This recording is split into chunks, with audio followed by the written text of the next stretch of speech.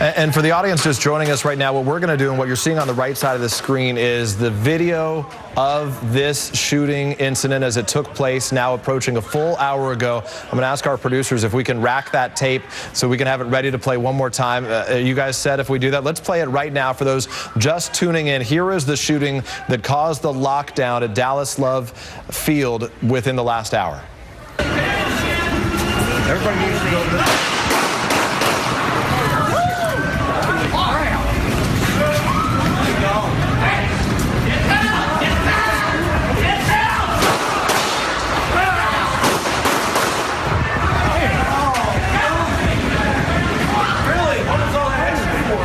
So this is the Instagram video, again, that took place at roughly 55 minutes ago. You see in the neon shirt in the back one of the security officers with a gun in his hands as he's targeting this one individual. There, a second officer behind him.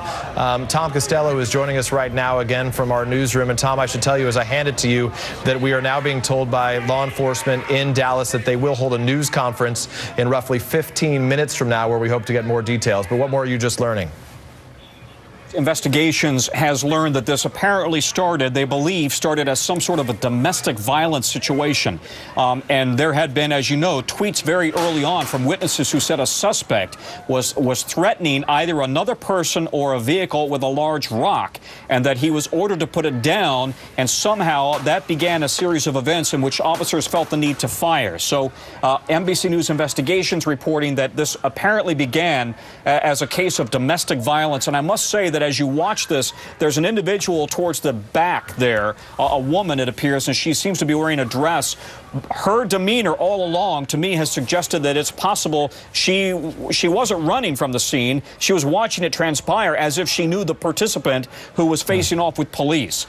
So whatever this is, at this early juncture, it does not appear to be necessarily a case of terrorism. It may in fact be a case of domestic violence that went terribly wrong when police tried to intervene and stop it, and they felt the need to fire on the suspect, who, as we have said, has been transported by fire department paramedics to a local hospital.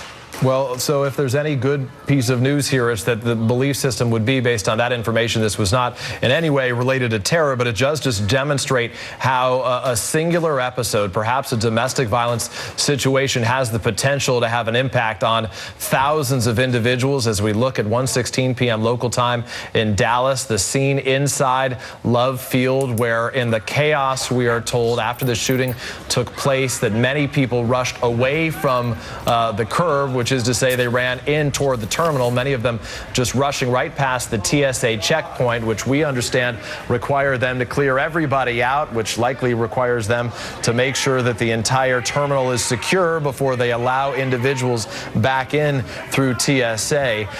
Tom, this is going to be a matter of hours, the impact not just in Dallas, but likely in other cities nearby as other individuals are waiting for incoming aircraft. I think arrivals, as we understand it, Peter, arrivals still being allowed there at Love Field. It's the departures that may have to be delayed as they decide, you know, who needs to be rescreened and try to take care of that process, and that will be a lengthy process, especially if, as we've been led to believe, and you can see by the video there, they've got an awful lot of people to rescreen. And they're going to be very methodical about this, as you would expect. You know, and here's why. You might say, wait a minute, it seems to be an isolated domestic violence situation the police dealt with on the curb. Why do we need to rescreen everybody? In addition to whether anybody might have run past the TSA checkpoints, keep in mind police are always worried about whether there's a diversion.